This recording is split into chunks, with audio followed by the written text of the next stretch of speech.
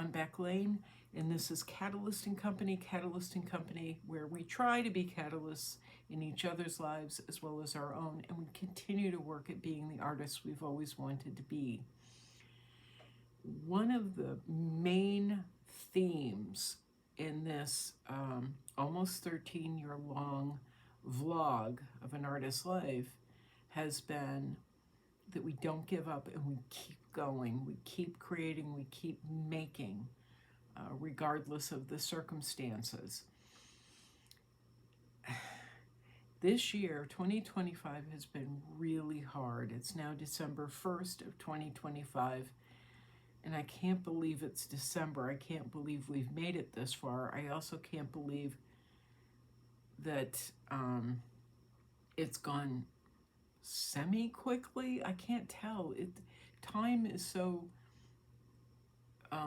messed up right now because of all the wrongdoings that are coming down on us, the never-ending rain of bullshit and nonsensical, bizarre crap that's just, I can't even describe it. Everybody's used all the words up, and I don't have any fresh ones. I mean, it's been a really fucked up year. And I started off the year by, first of all, being severely depressed with, like most people, and filled with a lot of terror and fear. In fact, when I was in Georgia at this time last year, I was just overwhelmed with terror. It was, the election happened, and I was just filled with terror. And the closer I came to my artist residency in Georgia ending, the more frightened I became. And I didn't really share that with a lot of people, but I was pretty much paralyzed in terror there for a long time. The inauguration happened, and I couldn't believe that it happened. And immediately they started taking away our rights and just destroying America and all the institutions that we've depended on. So that's how we started off 2025, and it really hasn't ended much better, except people have been fighting back against things that nobody ever thought we would see in this country. I know there are people that are celebrating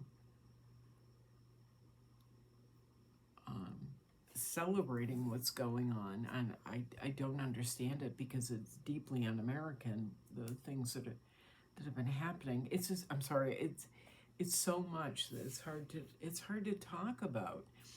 And I mean, I go to the protests, and I volunteer with social justice groups, and I go out there and I try and fight the fight, and then, like, everyone around me, I'm just lost.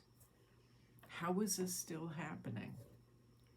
So I started off the year writing the emails and making the phone calls and doing all these things and investing all my energy, or most of my energy, in trying to save democracy in the minute ways that I can, or at least making myself heard, trying to make myself heard, but not expecting anyone to actually hear my voice, but to hear the collective voice that I was trying to add to. And in all that, I haven't produced a lot of work this year, even though this is what I stand for, is being an artist and being a painter. This is who I am. And this is the hill I will die on, quite literally.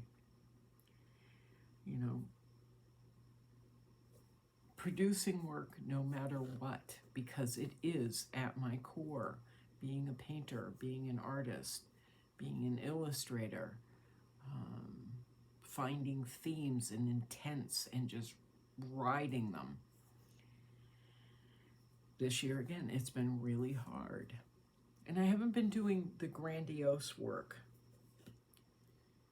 the big grandiose work that I've been doing for, I think close to 15 years, 14, 15 years. I left Cape Cod, bought a gigantic roll of canvas and did my first larger scale painting. It was about 6 feet by 9 feet. It was an entire roll of canvas. And I haven't looked back.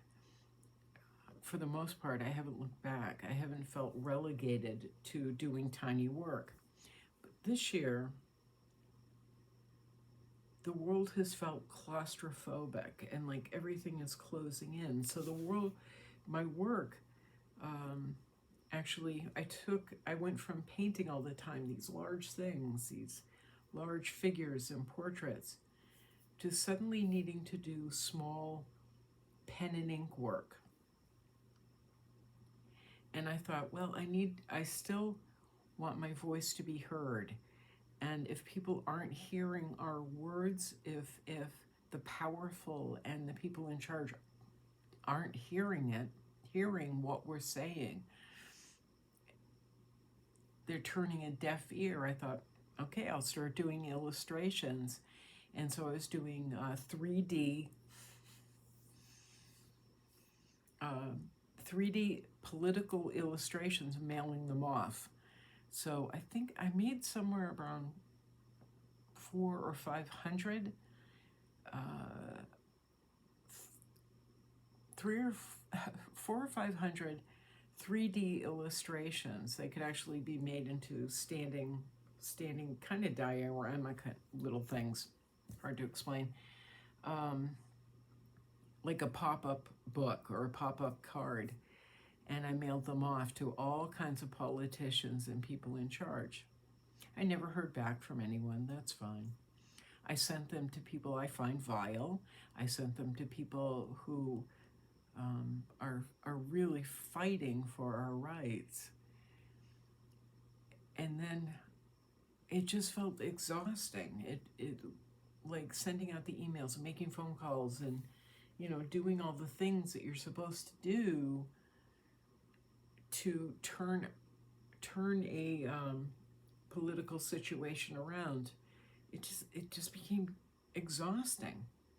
And so I put that to the side.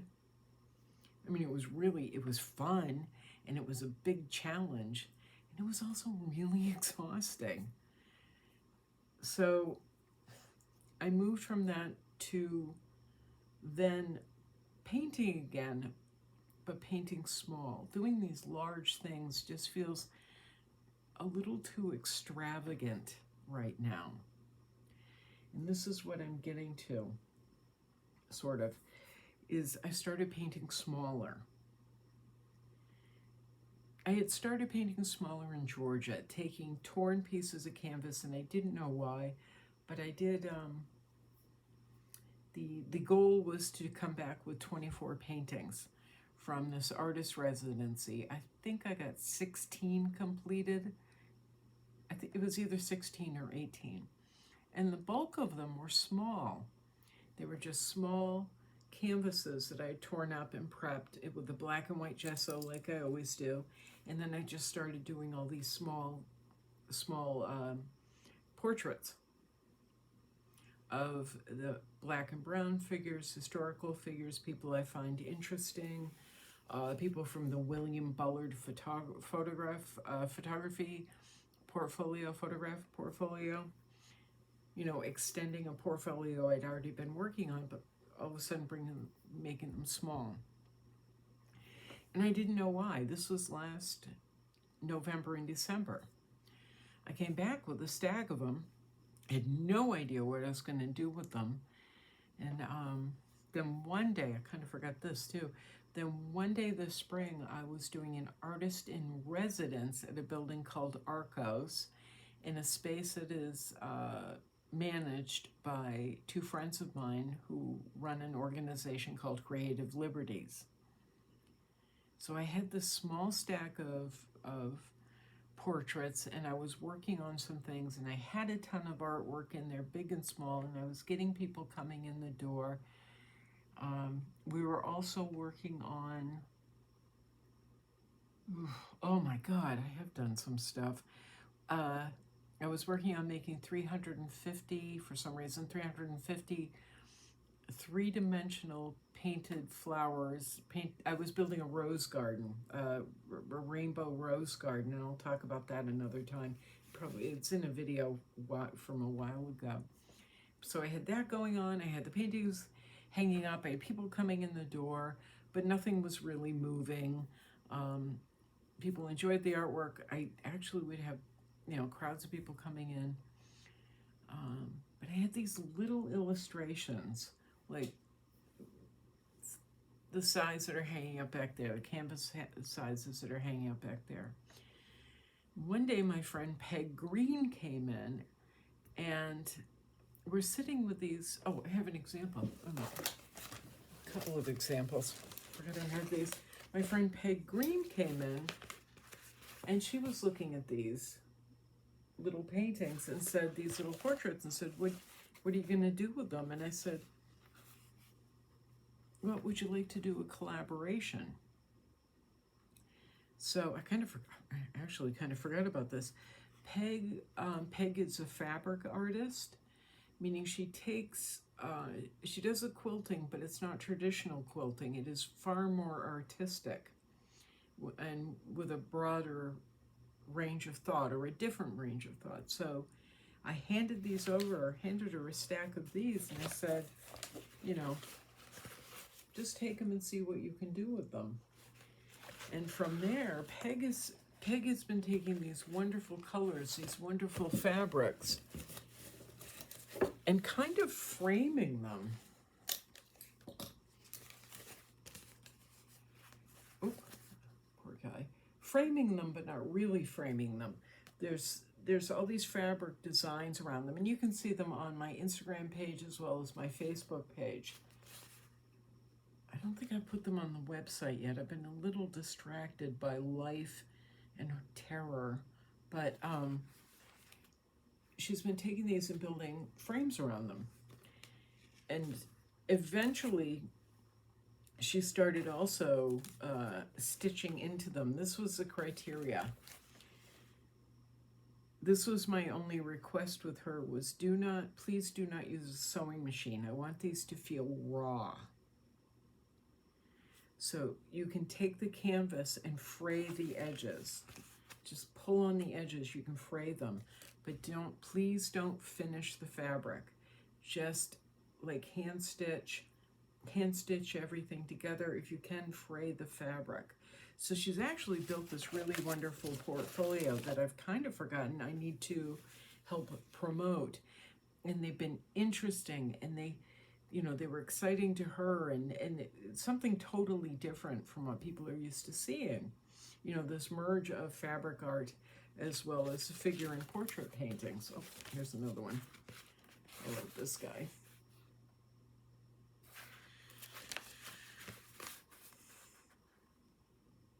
He has a very large head. But she did some really beautiful work. Those are going to be hanging up. They were down at another Creative Liberties spot for several months, and they're going to be hanging up down there again, I think starting in January. I'd have to check. But I also took these tiny little canvases and started carving, or used some wood panels that I carved up for a solo exhibit at the Newport Art Museum that didn't work out. I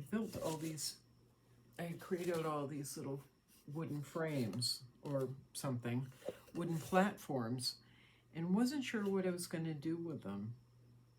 Put them to the side. They've actually been sitting to the side for 2 or 3 years. But then these little guys popped up. So I've built an entire portfolio where we are merging. These are actually African symbols that are on the wood panels. It's kind of a little piece of another puzzle that I've built for people. But this is Frida Kahlo. I have another Frida Kahlo here. So they're small, and the canvas is raw, and the edges are frayed. And this is what I want. I'm trying to reflect in this, as with Peg's pieces, the pieces I'm doing with Peg, how I think most of us feel right now. We're worn and we're tired. And we just want to feel as though we can hold something in our hands that is tangible.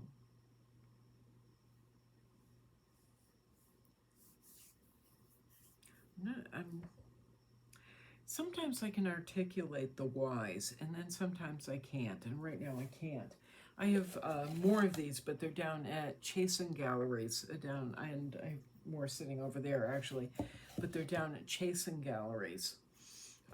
They've actually taken the portfolio that they have of these, I'm calling them just mini portraits. They have them up on their website now. You can purchase them directly off their website, which is awesome. So I'm trying to continue to create more frames like this. I don't know why I'm showing you. I don't even know why I felt the need to talk about this, except that, you know, people have always praised me for doing such large pieces, you know, 5 feet and 6 feet and 9 feet and 12 feet. People have always kind of praised me, and that doesn't influence how I work. It doesn't influence the scale of my work. And if we were talking in normal times, I would say, don't listen to people. It doesn't matter whether they say good or bad. It doesn't really matter. It's all the same. The work, what you do, what you create, and your intent has to come from you. It has to come from your heart. This isn't a this isn't a team sport, for the most part. Creating is singular.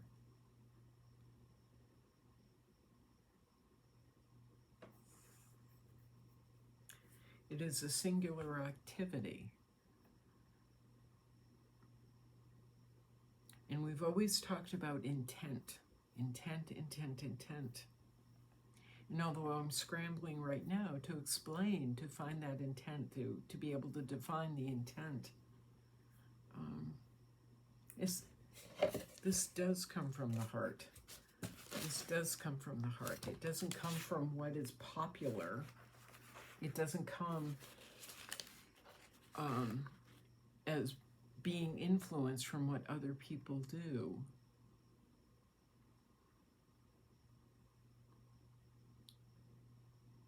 It is a very self-contained portfolio of work, but it's also a portfolio of work, as you just heard, that is flowing from one idea to the next. The William Bullard portfolio, the Frida Kahlo portfolio that I'm still working on. I think I only have 10 more to go. I only have to paint 10 more Fridas, and I'm done with the 55 Frida portfolio project. But even that's been hard this year. Even that felt extravagant and a little misplaced right now. But it's flowed, you know, it started just as a spark of an idea in Georgia, and then it ended up flowing back into Sarasota, and then flowing to another artist who then supported the idea with her work. My work supported her work supported mine. And then this mini portrait, mini figure idea has now flowed to another venture, which is, you know, carving wood and staining it, and hopefully expressing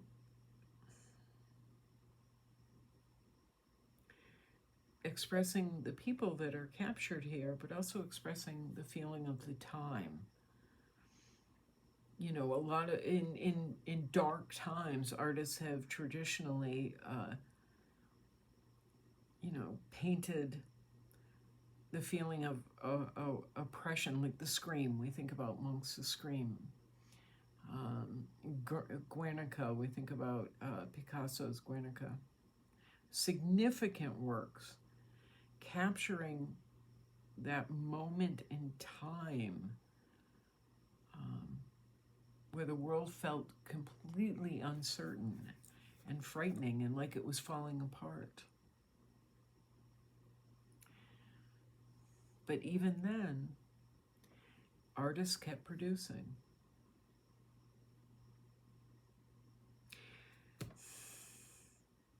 So I guess the bottom line here is that I just don't want to be here on here, you know, talking about someone else who is making my life feel like more of a fight, as well as, you know, other people around me taking advantage and making it feel like more of a fight. But how do we come out from underneath that as well as artists? How do we come out from underneath that and continue doing the thing that we are here to do? We just do it. That's how we do it. We just do it. And hopefully doing that one little thing that is so hard right now, but it is the one reason that we are here, doing just that one little thing every day can lead to another thing, can lead to another thing, can lead to another thing. You know, in videos a while ago, probably a couple months ago, I said, you know what? If you got out of bed today, reward yourself.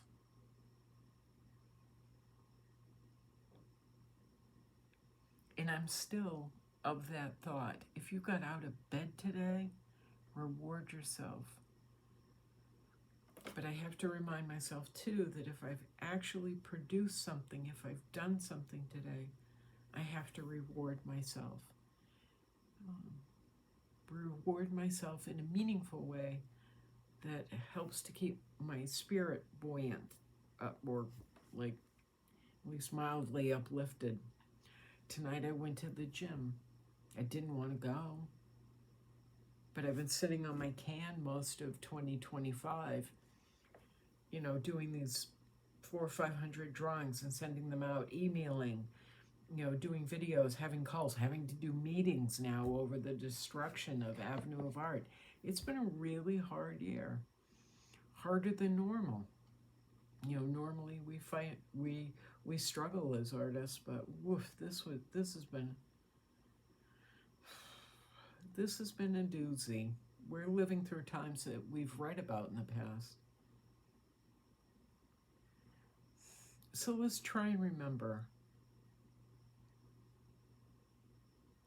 why we are here as artists, and to use our purpose to help stand for something,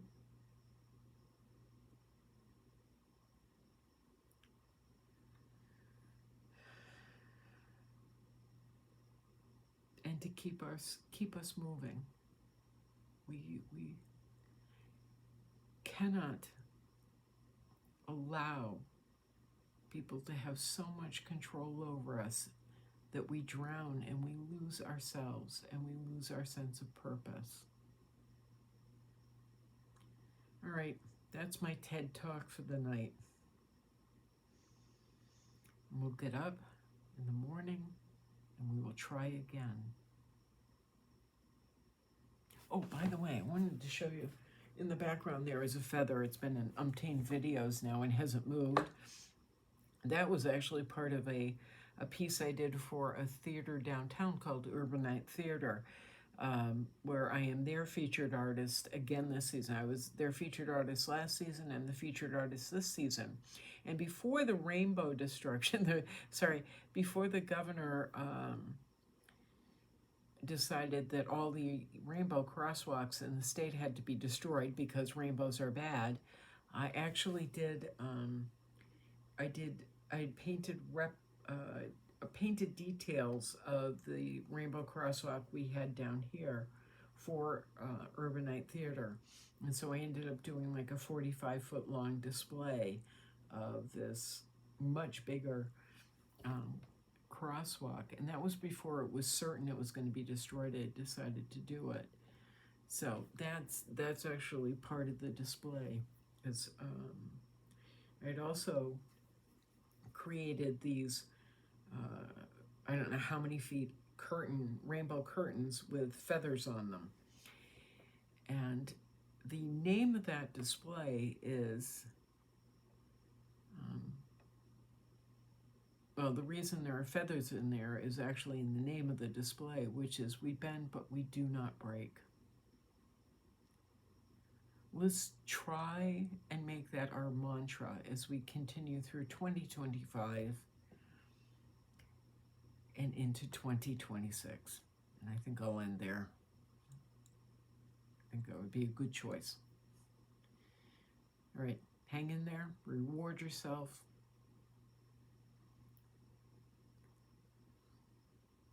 Don't forget to reward yourself. And go make something. All right, Joe.